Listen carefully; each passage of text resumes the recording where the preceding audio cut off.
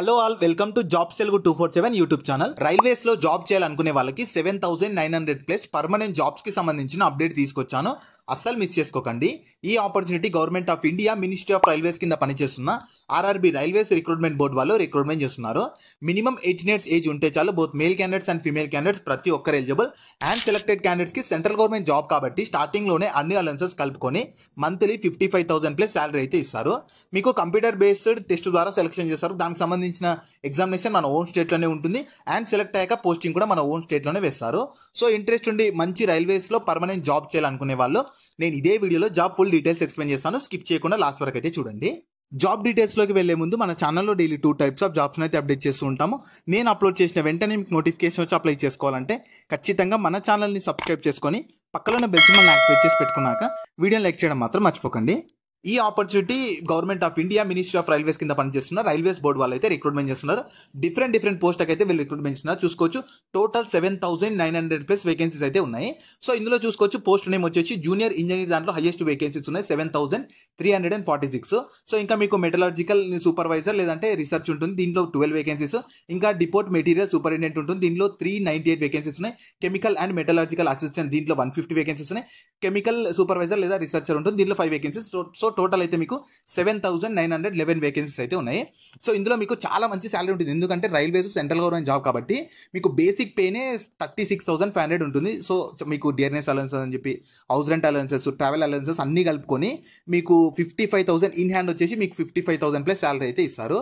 So మీకు age limit చూస్తే ప్రతి ఒక్కరికి మినిమం 18 ఇయర్స్ ఏజ్ ఉండాలి. మాక్సిమం ఏజ్ జనరల్ వాళ్ళకి 33 ఇయర్స్ ఏజ్ ఉన్న వాళ్ళు కూడా అప్లికేషన్ చేసుకోవచ్చు.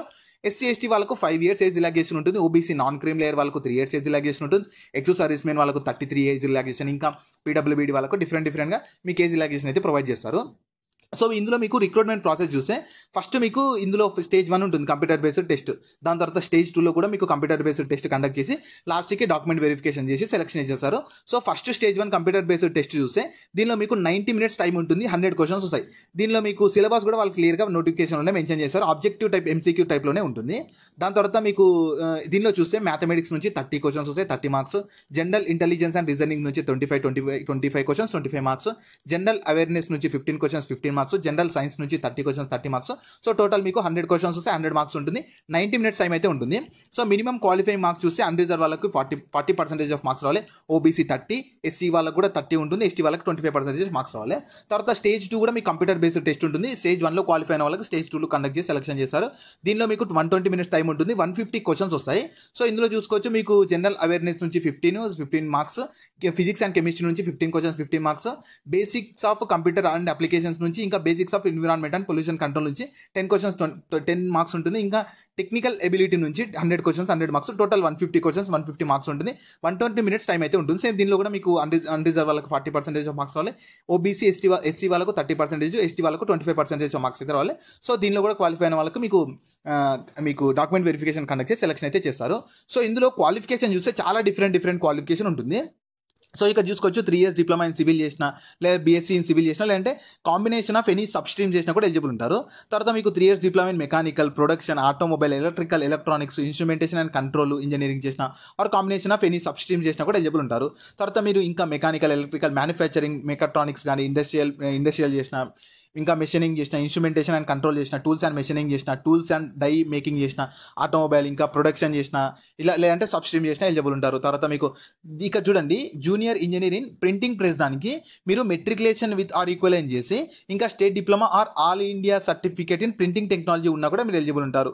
లేదంటే మీరు ఇంకా ఇక్కడ చూడండి డిపోర్ట్ మెటీరియల్ సూపరింటెండెంట్, దానికి మీరు ఎనీ డిప్లొమా 3 ఇయర్స్ డిప్లొమా ఏ డిసిప్లిన్లో చేసినా ప్రతి ఒక్కరు ఎలిజిబుల్ ఉంటారు.